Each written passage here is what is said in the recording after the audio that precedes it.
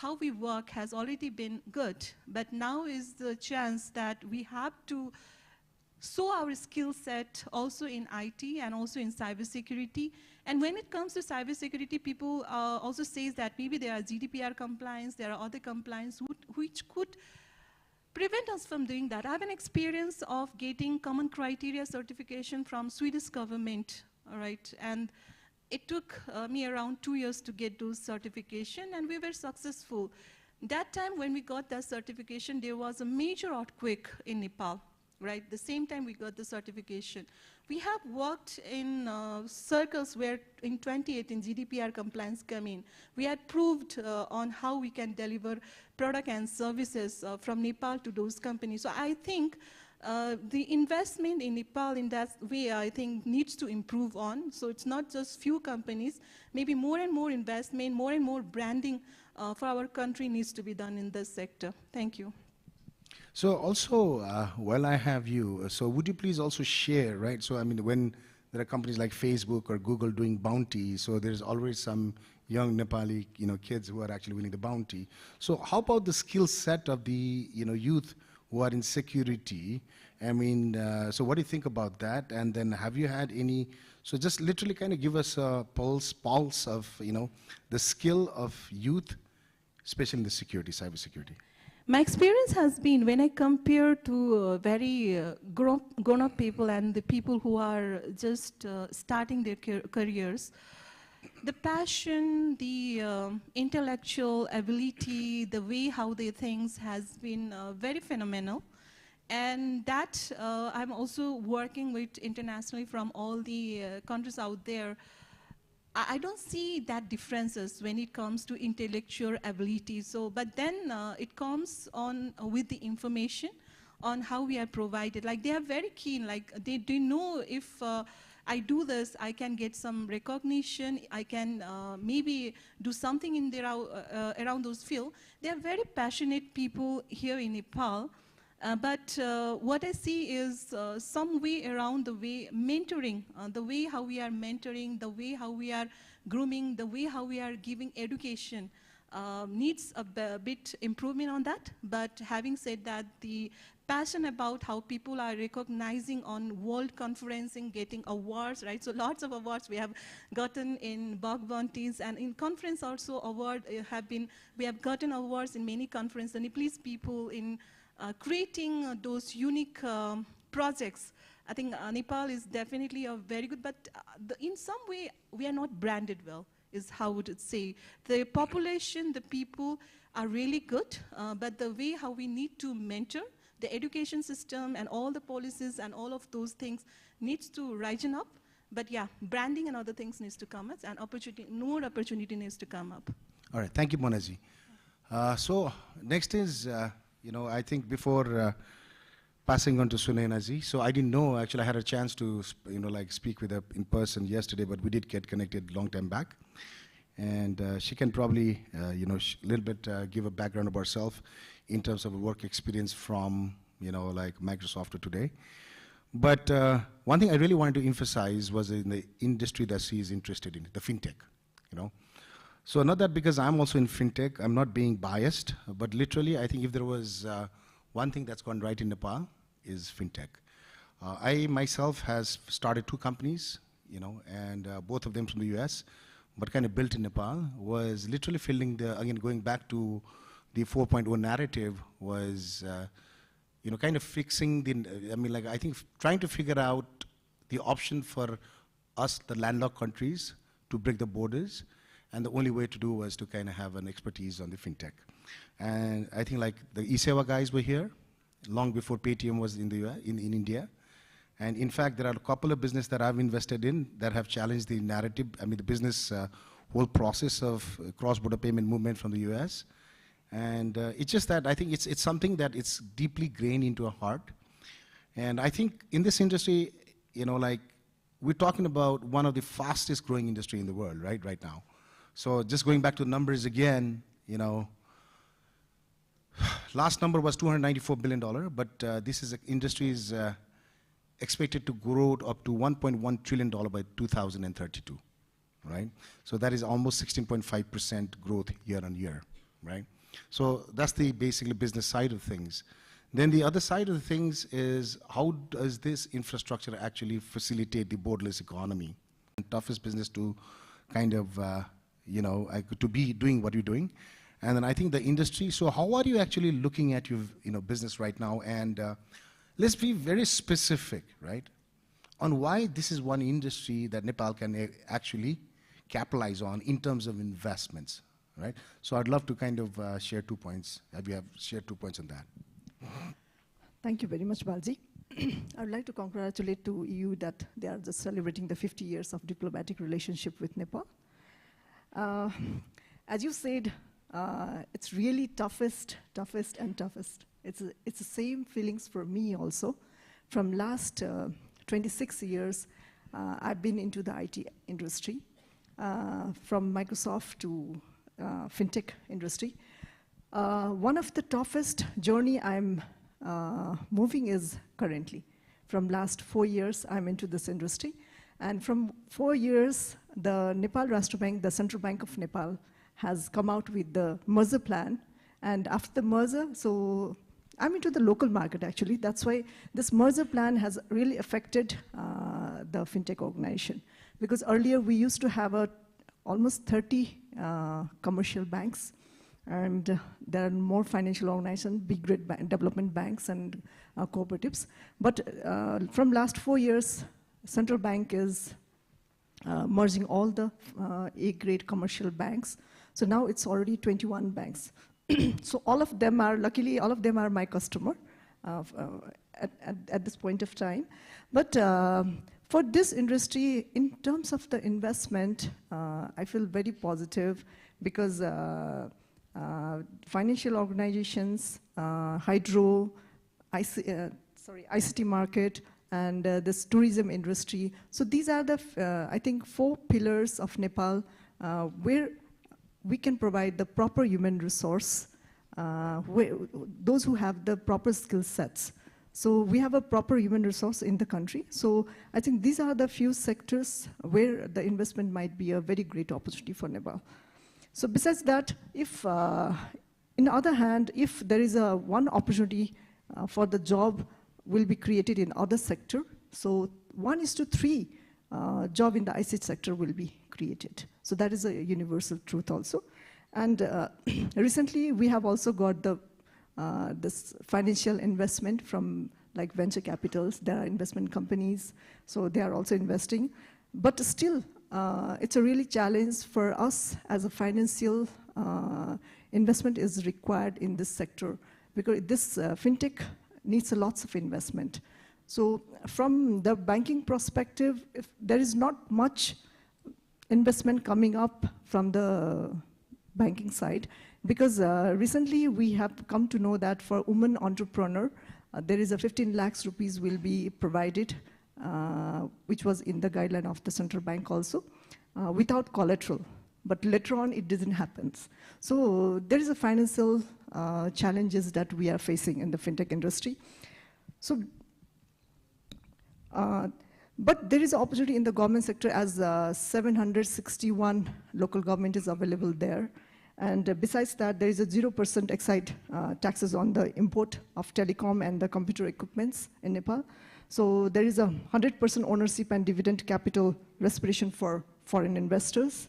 And so we also have the 24 hours business employing provision to allow the night shift by classifying sector as a public utility, as essential service. And there's also the, as Monaji also said, there's a women's safety is ensured here.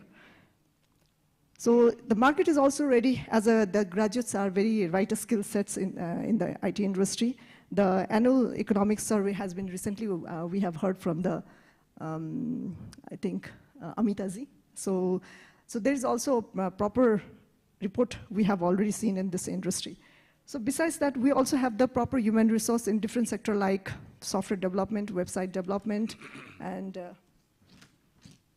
mobile and network engineers are there. But we have very less human resource in BI consultant, like cloud solutions architecture, system analyst, and cybersecurity consultant, data science, and IoT developers.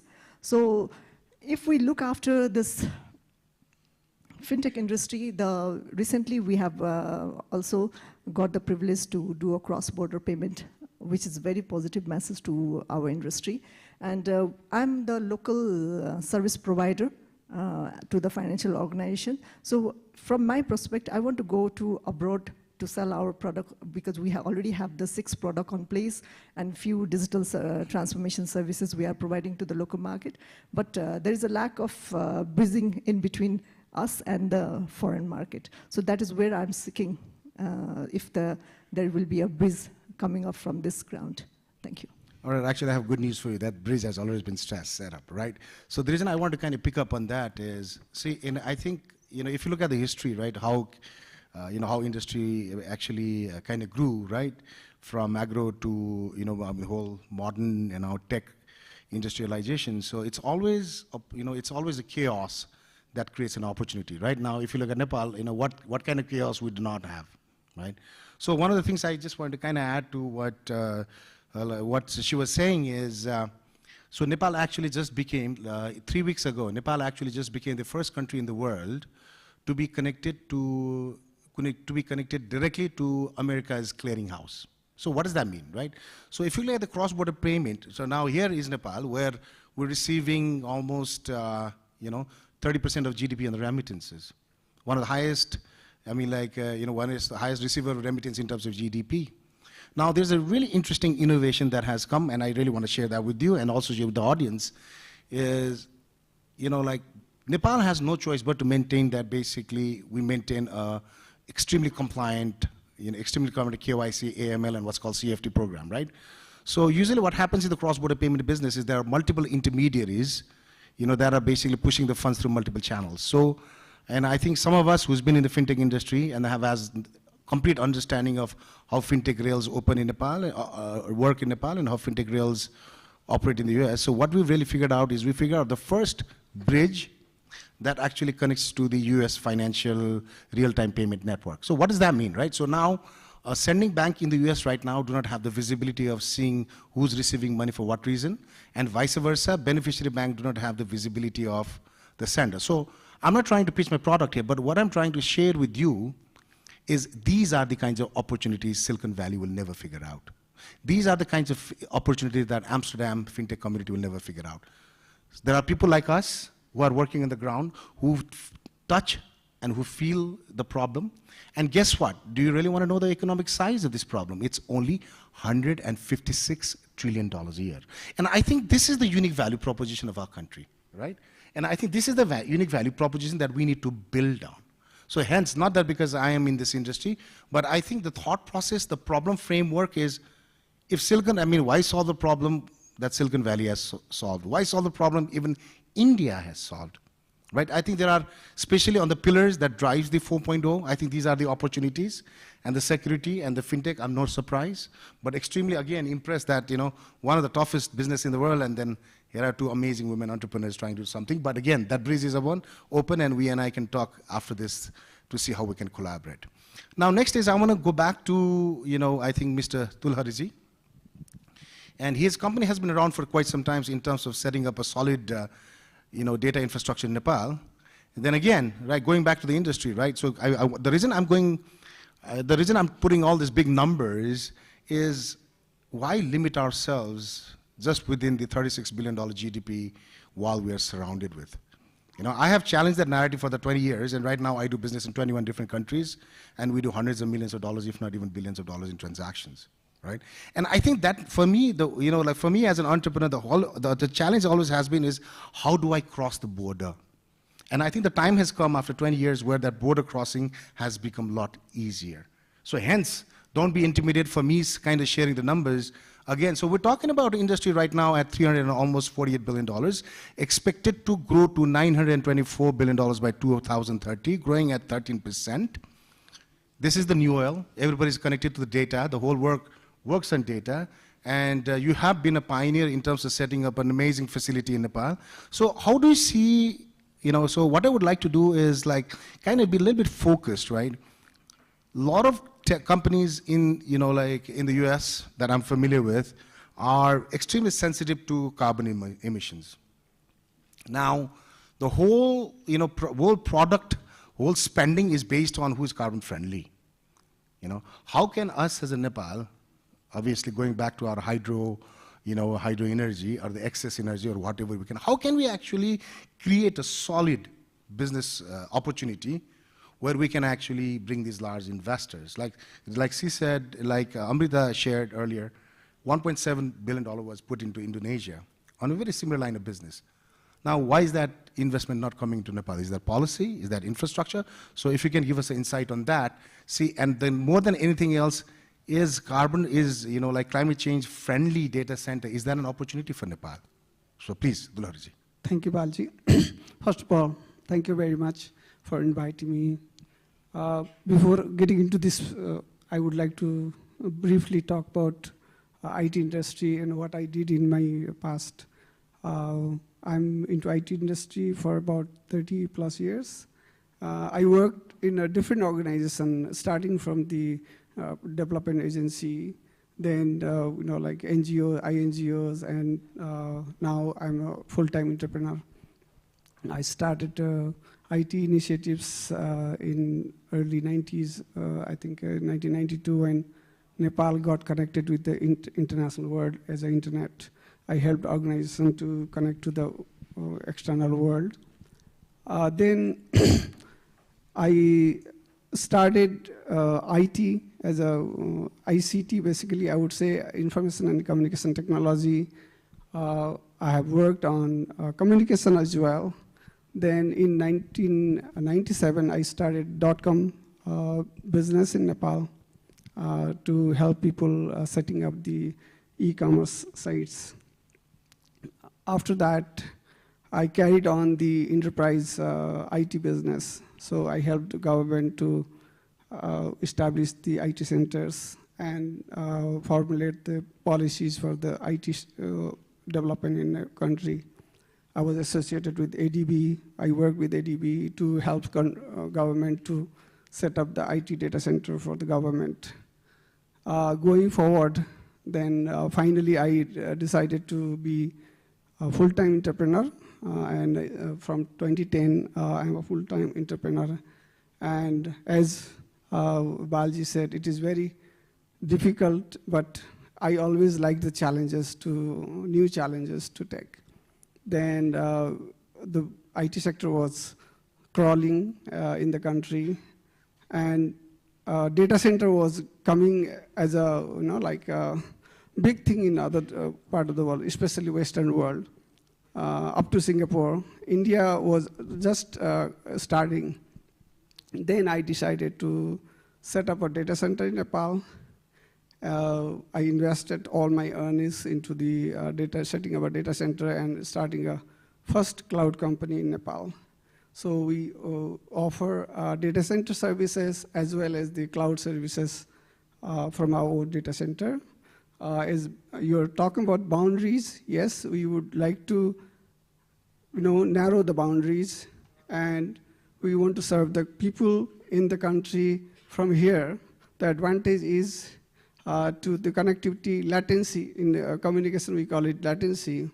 To serve the people in the country, any digital content, if it is hosted in the country, it will be reached faster to the people, number one.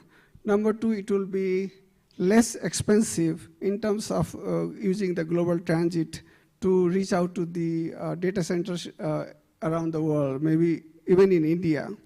So there will be a transit cost for the people to connect from Nepal to India, cross-border transit connectivity. So with that, I would like to come to your question. As Nepal, I've been hearing lots of presentation in last investment summit also. Today's 2 sessions that we heard, everybody's talking about the hydroelectric project, hydroelectric production, solar production, and many people were talking about, like they were, poll that what they should be doing in Nepal. Then many people said hydroelectric production. Some people said solar production, solar energy production. And many said, almost 37% of people voted for product exportable product production. So for my opinion and what I understand from the past and the situation of the country, we cannot produce heavy products because we are landlocked country. We cannot produce the products which can be shipped to Europe or America. What we can do is we can produce the people's brain, train them, then produce the services, which service could be exported digitally, which product could be exported digitally that does not take any train or airlines or no boundaries, no except the internet connectivity. The connectivity highways that Nepal is getting really good connectivity so far, except for few incidents, recent incidents. But anyway, we are connected via India and China. So I'm coming to why Nepal, because Nepal is almost, as per the contribution, carbon neutral country almost. But we are aiming to be carbon neutral by 2045. But as of now, we are not contributing anything in terms of carbon footprint. Then our energy is green energy, hydro, solar. We don't have any fossil fuel energy production. So that is the advantage for us. And also the high altitude cooling, because higher like every data center requires the cooling to operate the data center. And we don't require much of cooling because of the high altitude, cool air, and the clean air.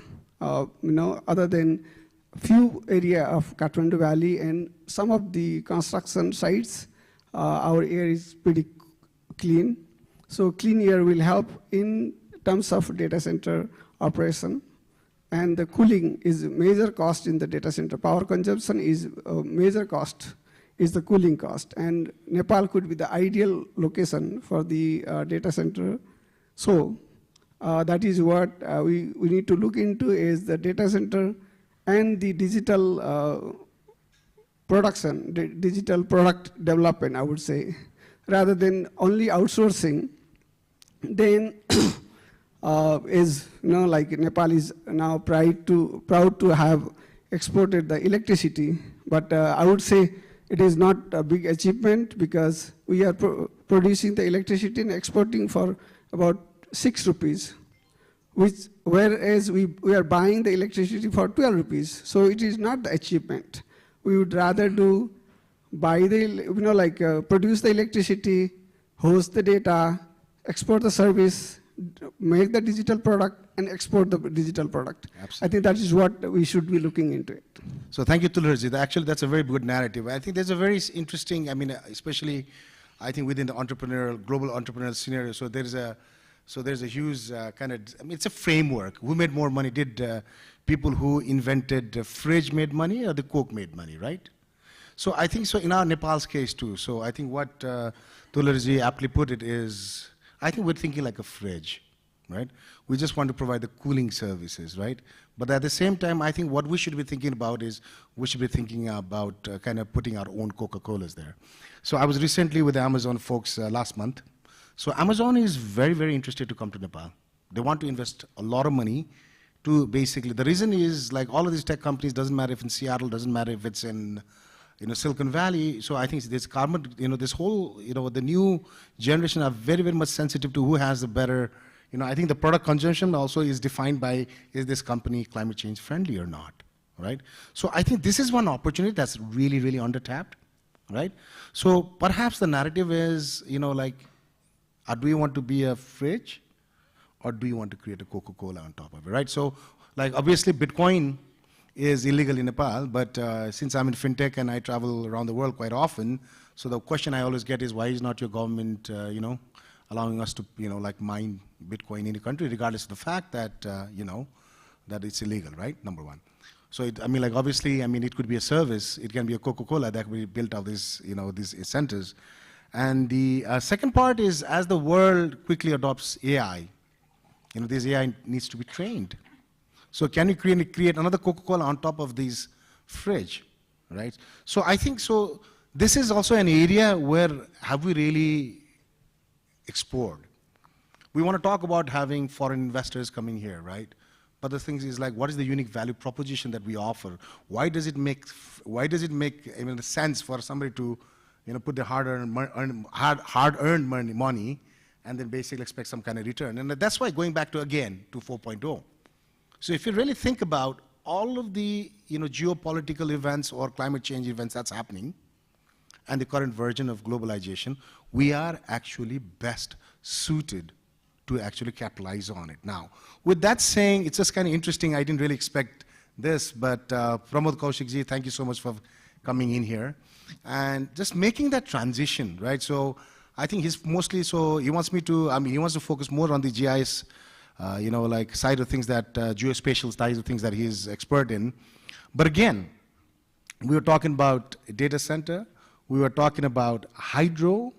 Now, again, then I want to come back to climate change, right? So have we as a Nepal, I understand that you are also, kind of doing something here in Nepal. Have we as a Nepal, as an industry who spent billions of dollars, especially in the hydro, have we doing a forward thinking or forward modeling of what the climate change is going to happen and all this business is going to be affected? So I would love for you to kind of give us a blunt reality. Have we as a nation, archaic, like medieval nation now transitioning into a 4.0s, have we as a, how aptly do you see that we're using geospatial technologies which could give us better data for us to literally benefit the national economy? So if you could shed some light on it, that'd be great. Sure. So maybe before I answer this question, first of all, I'm thrilled with this discussion. It's learning for me. And I feel so good about it, I can't tell you, just such a brotherly feeling I'm getting that, Nepal is doing so well. And we can see the narrative, I think, a couple of years, maybe 1 or 2 decades back, this was what we were talking in India. So we have very strong linkage to Nepal, culturally, heritage-wise. And you come here, you don't realize whether in India or Nepal, believe me. And it's my first visit. So first of all, kudos that I'm sitting among the entrepreneurs who are so much forward-thinking, who are so much digitally enabled, and who are thinking that despite, you carry one impression for Nepal, and you find that so much is happening here. So big congratulations. Coming on, of course, this is what this narrative what you're building on this stage must carry on. And I would say good luck and wishes to the entire nation and all the entrepreneurs on this stage. Coming on the geospatial and some of the other technologies which you can harness in addition to what you're doing, of course is hydropower, I can tell you, because nature has given you. And if you have this hydropower and you can really export it and you can do it in a climate-friendly way, and that's what, as you say, is industry, what are the 4.0 narrative climate change and avoiding disasters, I think you are as a nation, you are very much enabled to tap into that, hydropower. When I say hydropower, does not mean truly only generating hydroelectricity. It's also about you can do so much around it. And as I've been hearing, I had a couple of meetings before coming here at the very senior level in the government. Everyone has talked about climate change. Everyone has says that we take a disproportionate level of hit, while we don't contribute to climate change or carbon emissions, but we are getting impacted. But then, so to take care of that, I think climate change is very important, and the impact of that change, what is happening, because we're all connected by the climate. But de-risking what if that happens is very important. And this is where I think Nepal can take big actions by using geospatial technology. Nepal can take action in terms of disaster management if that is striking, what can you do about it? These are the 2 areas, whether managing, first of all, de-risking it, so monitoring. So it's landslide monitoring, the flood monitoring, glacial monitoring, wherever you're getting impacted. These things you can, if we can have some vulnerable areas identified, put those monitoring stations continuously doing it, putting that information into a command control center, giving a warning and giving those warnings and telling the people that these are the villages or the areas needs to be evacuated to have the least impact on the economy, on the people, and the loss of the assets and the people, what can happen. I think those are the technologies which can be used in disaster management. And geospatial plays a very important role. Because when you have so much of hilly terrain, when you have so much, God has gifted that high terrain, and you have, I would say it brings also the challenge also. You should have the topographical survey done by using the latest technology of LiDAR, flying the country, knowing what are the gradients, how can the rivers which are flowing can give the cause in terms of the loss of life and the assets. That should be done. Using geospatial technology, you can find up to 10 to 15 centimeter accuracy, everything what is there on the ground. You can find the gradients where it goes. You can design the infrastructure in such a fashion that if the calamity strikes, it has least impact on the people and on the, I would say, assets and the wealth of the country. That can be done by using geospatial. Like taking example of imagery from the satellite. When you process that imagery, you can do so much. You can do the entire mapping of the country, and that mapping can help in the development, in the policy framework, whether anything you're doing as a country can be used. And this is manageable, not like India. It's so many states, so many governments. Here it's, I think, that's again unique benefit that, it's a small country, you can manage it. Just like any other European country, you can, and do have the geospatial policy, put the topographic map, have everything demarcated as per the geospatial maps, and do the planning based on that only. And hydro is then one part of it. See that hydro becomes friendly, otherwise it can create disasters. What we've seen in India, at least, 200 people dying because of the flash floods which comes. Sikkim it is happening, Uttarakhand is happening. So this massive loss of, I would say, on the economy. And it goes into billions and billions of dollars. So that piece can be avoided by using the geospatial piece. Having disaster management as a policy into how do we actually respond when it happens, and putting some monitoring technologies in the country, which is very much doable by going by the size. And then doing a command control center, putting the national disaster response when it happens, and then connecting it to the people, to the masses, disseminating this information, and taking action when the disaster happens. So perhaps you can also shed a light on, like how India is also using, GIS technology, geospatial technology, especially on the agro side, Yeah, absolutely. Thanks. So that's another good example, because so much is, of course, there's the progress happens on the fintech side, on the IT side, on the storage side, but still, India as well is still dependent too much on agriculture as well as Nepal.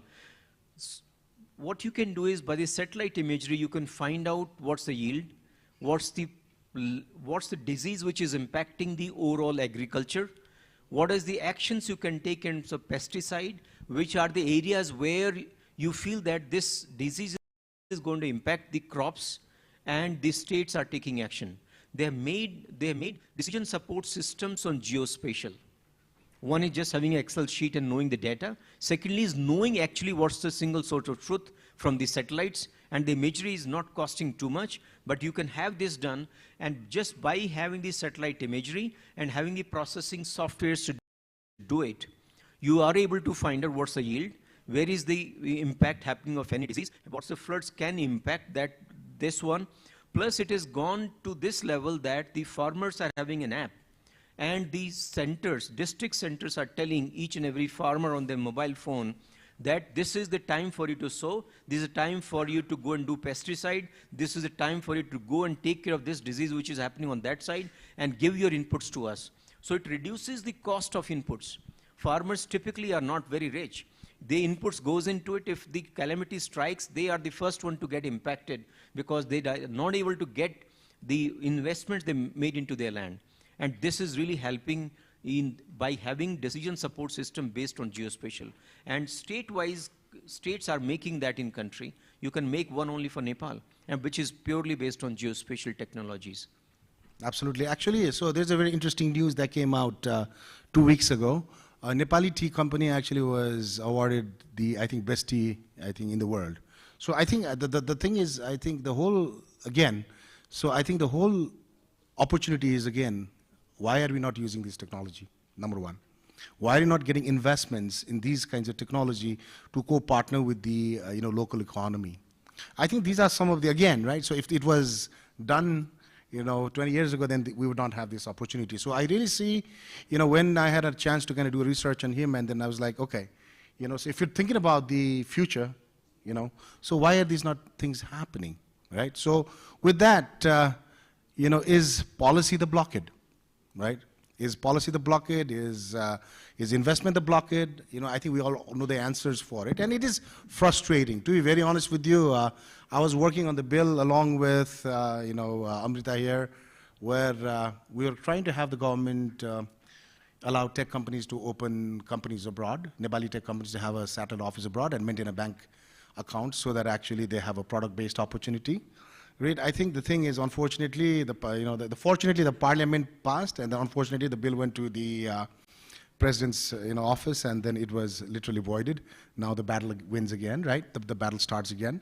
So thought process here is, and I feel it's not that we are not able to offer unique value propositions. It's not like we are not capable of doing. Perhaps the thought process is, again, going back to my cheesy freezer narrative, I think the narrative that we've been raised on is to just literally think like on a very transactional level, where we just want to focus on, focusing on kind of investing in the fridge versus trying to figure out, what actually opportunity we can, capitalize so that we can be the Coca-Colas. Now with this bill being, kind of stalled, so what's going to happen, right? What's going to happen? So let me just kind of be very blunt with you in terms of numbers, right? So you almost have a $900 million economy that's basically forced into crypto, right? Now the thing is, the way the the economy is transforming is, what I call them is the digital ghosts, right? Especially on the software side. So the thing is, I think the thing is the policy and the mindset of us thinking transactional, not being able to focus long term. Is that what is prohibiting our nation to kind of progress in a way it should? Right? So with that, maybe in like a couple of minutes, right, please explain, especially in your industry, just dream that basically if there was one policy that would allow you to also cross the border, what would that be? Definitely the one taxation law, a single taxation law, not multifold taxation that we are, means there are many companies which has for IT.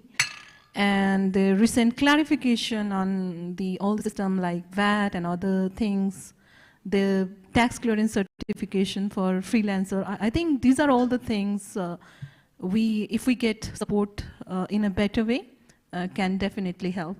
So some support in a way to say that government is also prioritizing IT. It's not the sector where you are just pulling your tax and taking that tax and making other sector grow. You are also making this it's a small sector which is just growing. So let it grow.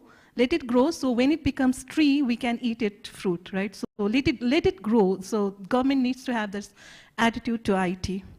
Thank you. I think there should be a one window system for the taxation, and there should be a tax holiday, at least for $1 million business, or maybe for 2 or 3 years to grow the organization. And there should be a proper,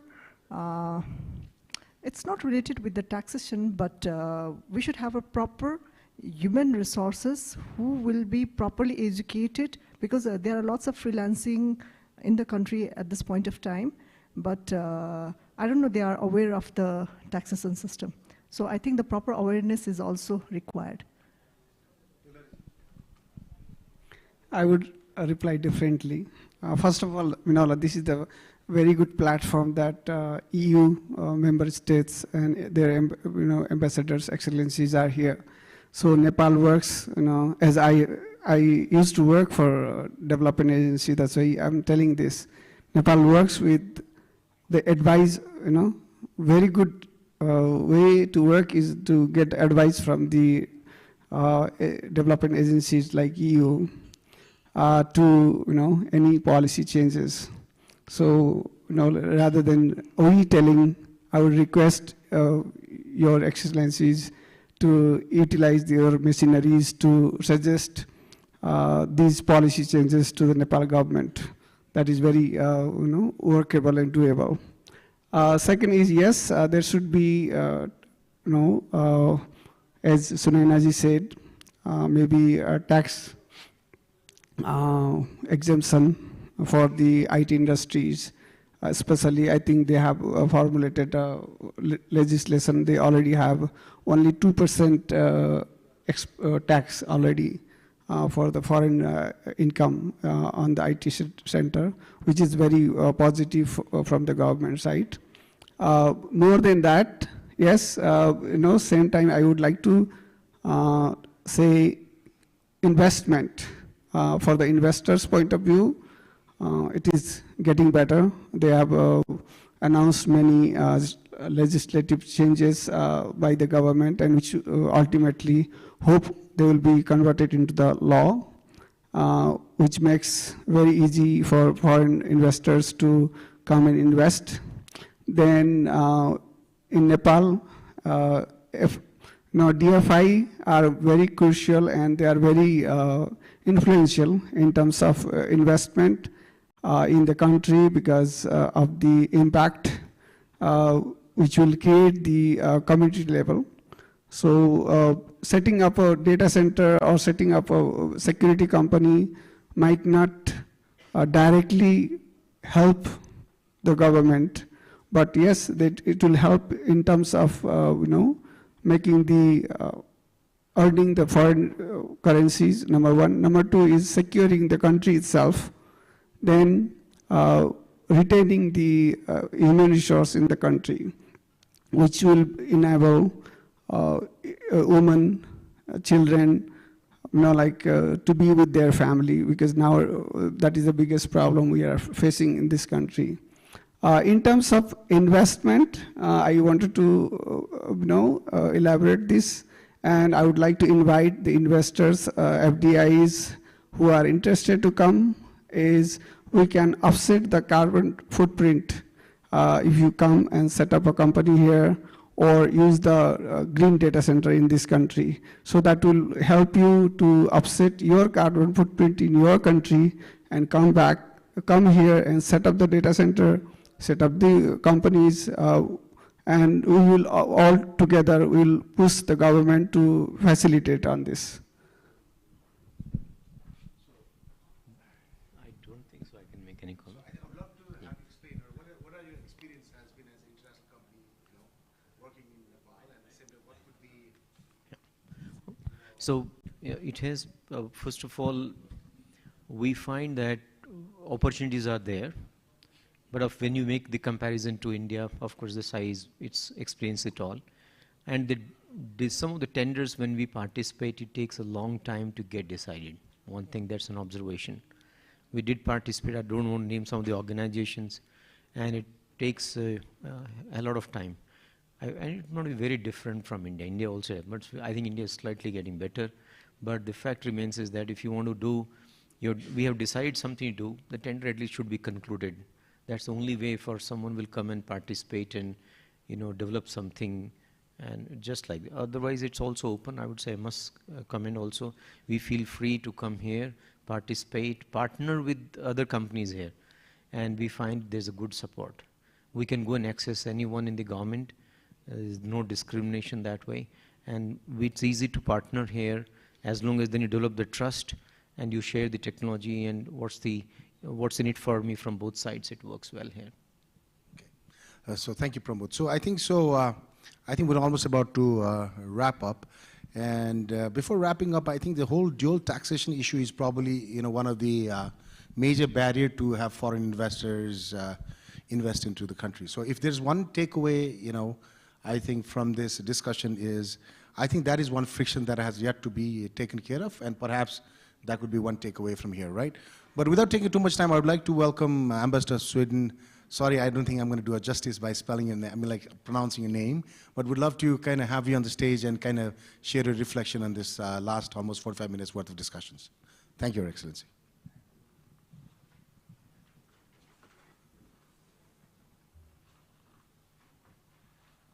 could read from your script too. No problem. Thank you so much. I think this was a fascinating panel. It really touched upon what Nepal can do for ICT, and but also what ICT can do for Nepal. So I think we had both aspects. Can I just say that this is, of course, the 50th anniversary of relations between Nepal and EU. It's a business forum. When I saw the presentation on the screen, EU was not very prominent. It was US links very much in this business. And another takeaway, or another message is we have a number of countries present here. We have a number of EU companies present. We have a fantastic head of delegation. I think there is potential to do more in this field between the EU and Nepal. That's maybe one reflection that I have.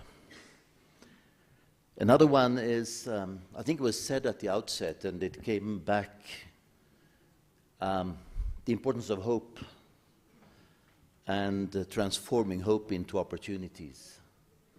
And it's apparent that there are opportunities.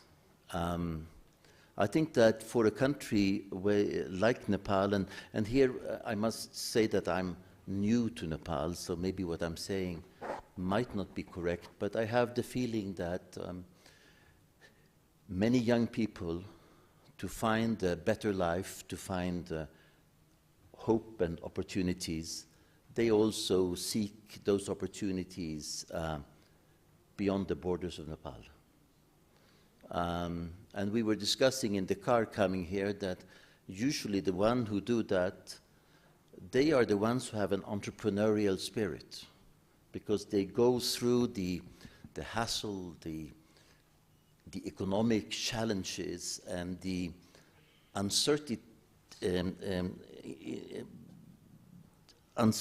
of where they are going and what they can achieve. So they actually, probably they have a power maybe beyond their skills. And so when we look at numbers, those who leave Nepal, maybe the actual impact is even bigger than the number tells. So if we can work in a sector like this one, where borders are not really that important, where Nepal can serve for outsourcing, but I think we should not forget that one day, and I think it was already said, one day also for creating and for innovating, because that's what we should aim for.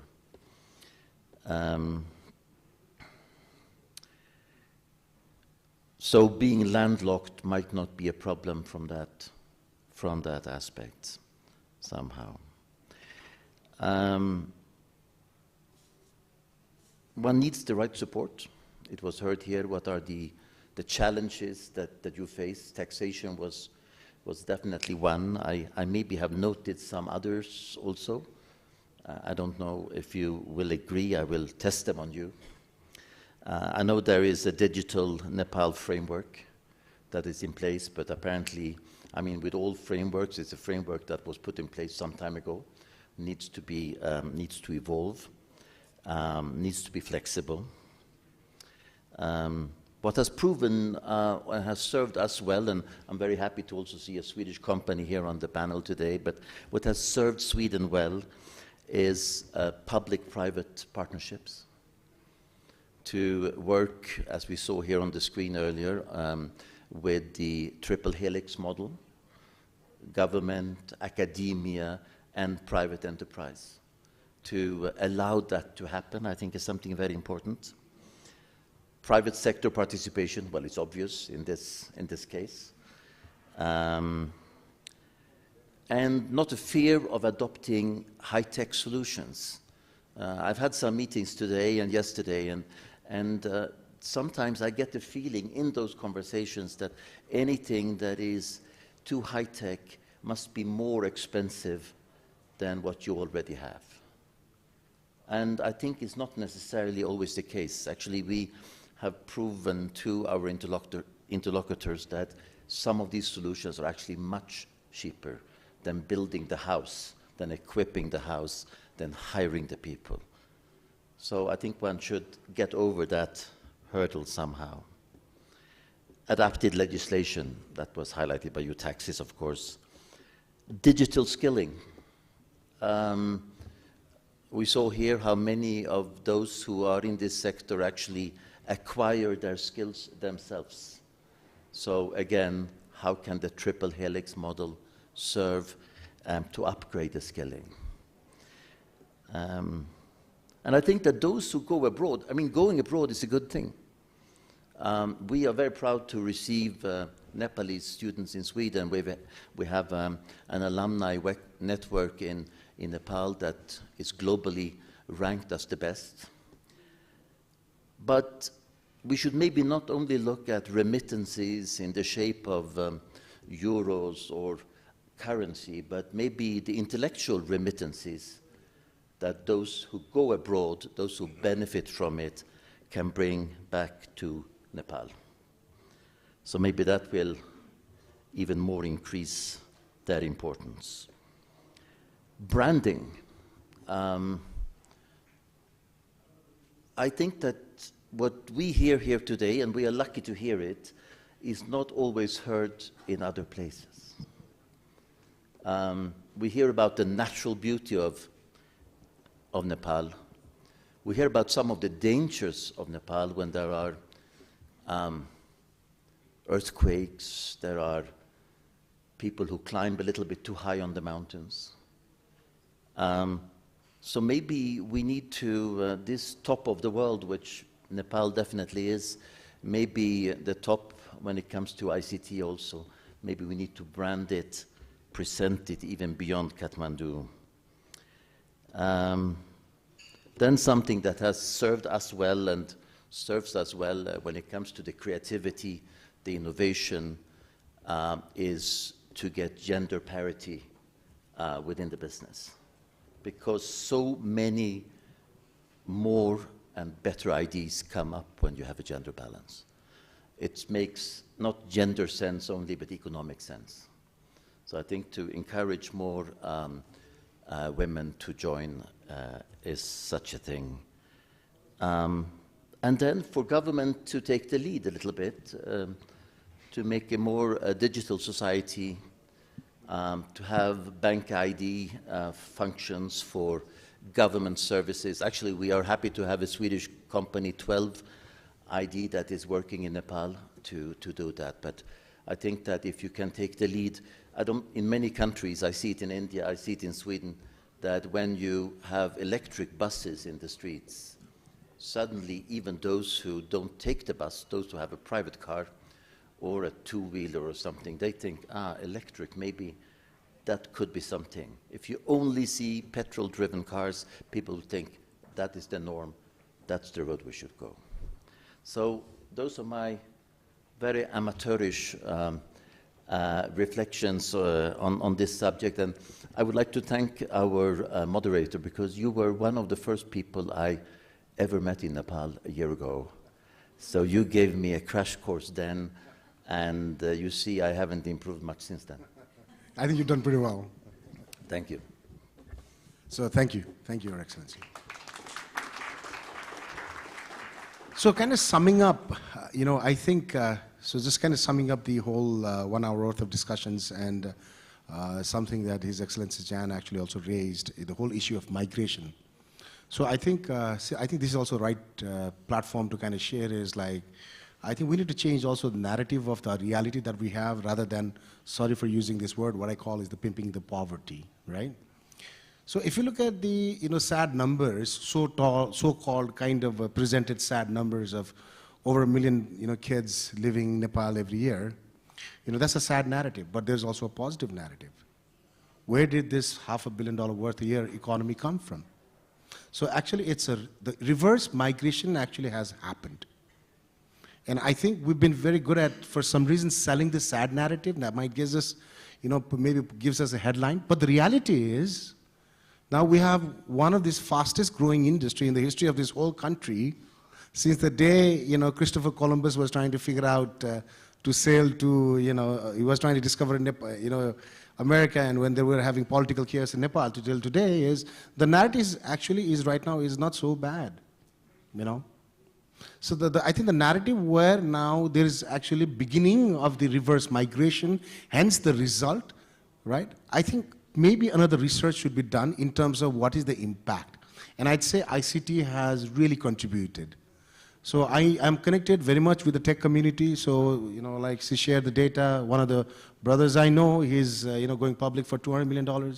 In terms of security, there's a company called SecurityPal, a bhai I know who's valued over $100 million and hope to be a billion-dollar company. So things are actually already happening, especially in the tech. And we like it or not, and this is probably one of the saviors. We like it or not, this is probably one of the opportunities we cannot miss.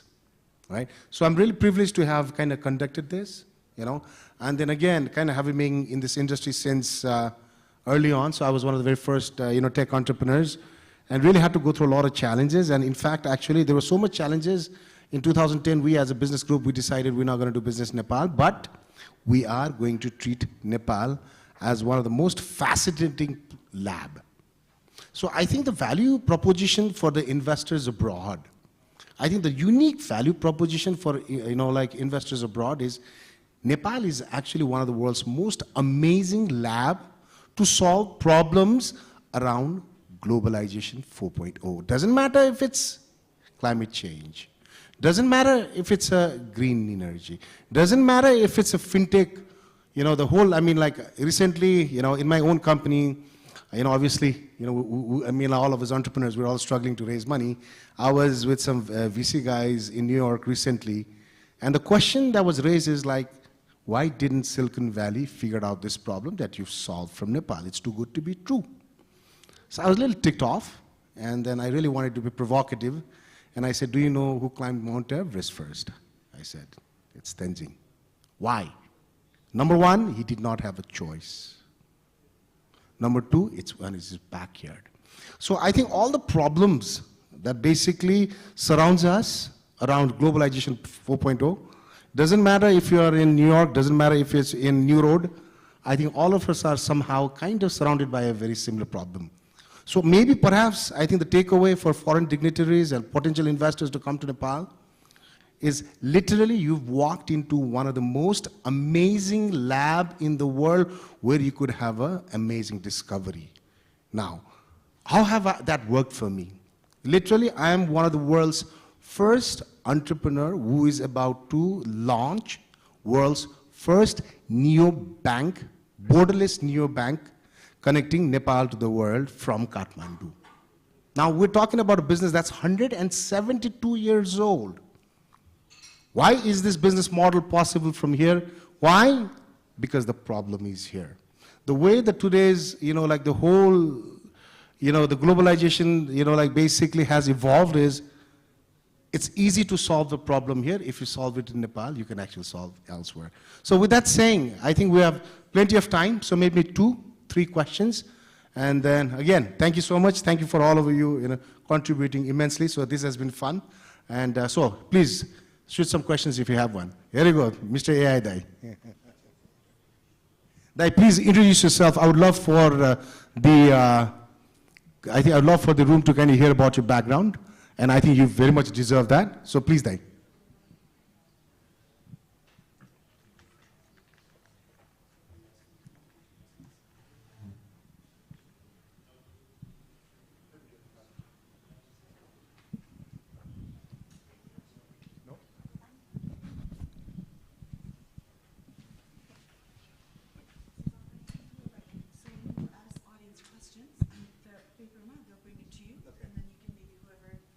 Sure, sure.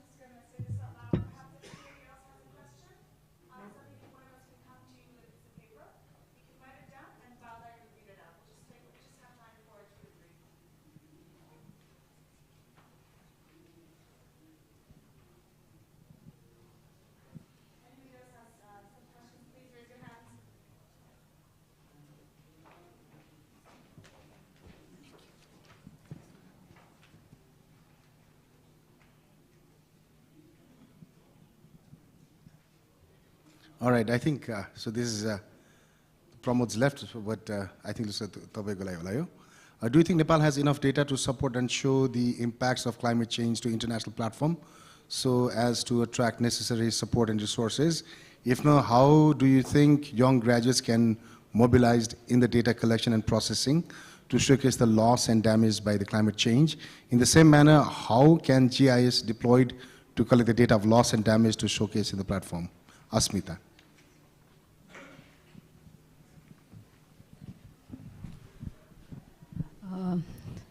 Thank you for the question. I'm not actually a climate change expert as well as like GIS expert, I guess. So it's to you. But I think I can try to answer this question. Yes.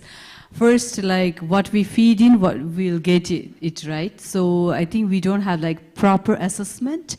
We have not even have like hazard map and then things of that sort yet. So we cannot claim it. I think that's the basic thing. And if we can do that to start at least to have some baseline and we can see the changes and then impact after the assessment, I think it's a kind of like the start point. And in regards to engaging the graduates, I think, yeah, we have like a lot of young population, and then it's not only for the career part, but as well as like giving back to the society is what we need to think, I guess. In that perspective also, I think a lot of graduates can be involved at the local level, especially when we talk about the rural area and then our geographical challenges we have to train them and then to get involved. Because I have seen Google doing that in like Google Map, like they really mobilize a lot of like youth in the rural area to get that system on. Yeah, I think we can just take that as a good cases. Thank you. I think as me also, I'm not a expert, but I would suggest, yes, there are few initiatives which are going on by the government as well as some private sector in terms of carbon trading initiatives. They are getting datas and they will be offsetting the, like they would be talking about the data will be coming to do the carbon offsetting possibilities or opportunities very soon. So as of now, we don't have enough data, but there are institutions and the government is working on that, I think. So it's a good opportunity. Great. So Asmita ji, please connect with me offline. There are a bunch of people actually already kind of working on this. I'd be more than happy to kind of get you connected. So yes, actually there are some data. I think in terms of pricing, we are priced very low. And in terms of work, there are actually some work that has been I think being done in this area. So please do connect with me offline. I'd be more than happy to connect. So next question is a pretty good question. Hamro Suresh Dayoko. So what are the next steps in building the next unicorn in Nepal? What changes in our IT education is needed to support this? Maybe, I think if you guys can add, that'd be great.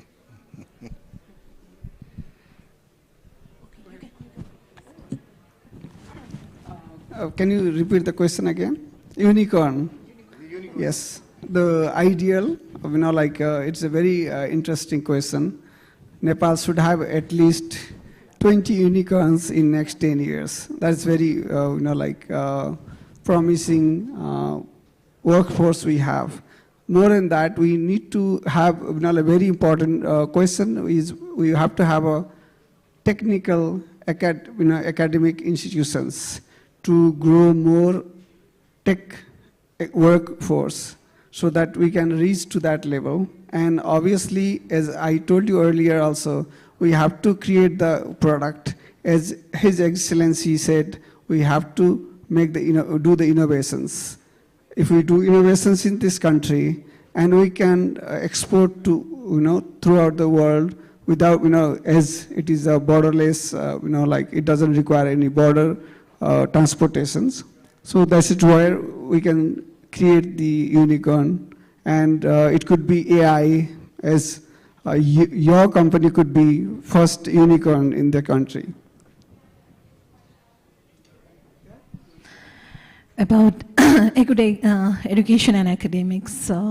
Definitely, I think it has to become now more practical education that we will have to focus on. And also, even during the student life, if there's an exposure doing the research, which is more focused on solving a problem, but then also having a good mentorship on how the research and, stepping to them a better mentorship, I believe is also needed, because currently whenever I go to colleges and things, even if they want to do some project in e-commerce, they will say, okay, you have to have AI in your project. Okay, you need to have this. So looks like when I see the projects of the students, it's like they are just injecting some technological fact like blockchain, NFTs, AI, without even knowing that that may help their project or that may not help their project. So we need to think about solving the problem. We need to understand how this new technology, using this new technology, we can solve the problem. Rather than doing project just for the project in the name of learning this new technology, we need to know what this new technology can help us and utilize those technology for solving problems. I think that mindset needs to improve in school and colleges. Current mindset of just using the technology, I don't think that's correct. Thank you. I think lots of things has been answered. So I think the academy, the education system here is very good, I guess, because if I see the people who are studying abroad, so they are really very, very intelligent and they are getting very good result in the academic. For most of the people who are studying abroad in the bachelor level and the master level, so they are really getting a very, very good education and higher educations. So I think there is a problem in the practical knowledge. So there is a gap between industry and academia, which need to be improved to make lots of unicorn in Nepal. Thank you. To kind of sum up, I think I would like to answer this. I think that will be kind of interesting end to this whole thing is two-part question. One is, next steps. I think one of the things that's really lacking in the tech industry is a collaboration. So until that's going to happen, I think this is a very far-fetched, I think, a dream. So in terms of, there's a company that I've started, which actually has the potential to kind of, it's a new company that I've started and getting a huge traction. So, but the thing is, to make it or break it is not going to be funding. It's not the idea, but it's, again, the collaboration. I think the collaboration is very much lacking. I mean, like you are working something amazing stuff in AI, there's something working in data, there's somebody, working on the, fintech ledgers, blah, blah, blah. But I think the collaboration will probably make it and break it. But more than that, I think in terms of what can we share, how can we inspire the younger generation, I don't think it's education. I think it's the mindset. I think mindset that, basically that you can actually build something great. Usually here in Nepal, it's very, even for myself, being an entrepreneur for the last almost now 3 decades, it's always have been, all right, is this even possible? Are you crazy? Are you insane? So there's not a very supportive environment for dreamers. So I think more than education, I think it's like, okay, equipping them, literally, helping them have enough, like mental sanity and support, so that they're allowed to be a dreamer, right? So, and I do think it is possible from Nepal. And there are a lot of ventures that even I'm associated with that are showing the signs of some unicorn being, being created from Nepal. But one thing I'll be also very clear, a unicorn will not be also from Nepal. Why? Because of the policy. The reason is the reason is like, if you are a service company, then if you're not allowed to, let's just say, go and trade in New York Stock Exchange, then forget it. It's a far-fetched dream. So the most important right now is the policy. Right? I think the most important right now is policy for these companies to kind of have an opportunity to go public in international market, right? I think these are probably the 3 disconnects, so who knows, right? Maybe there'll be one. But again, thank you so much. I think it's interesting that we just, I think, nick of time we've done this. But again, thank you all for taking time and sharing insight. Thank you. Bye.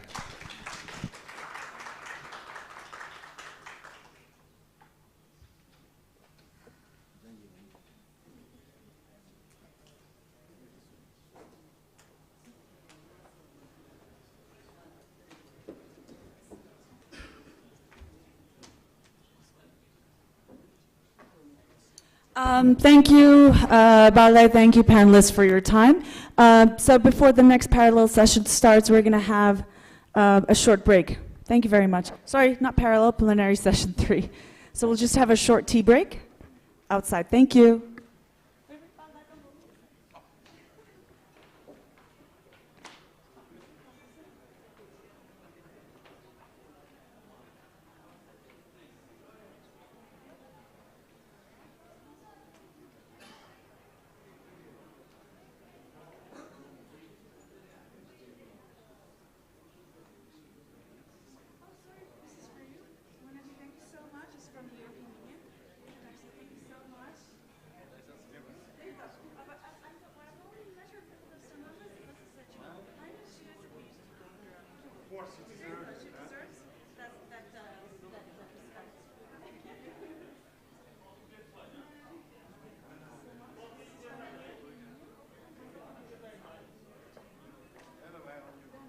Just 2 months, and this creator used them to gain over 1 million followers in less than a year.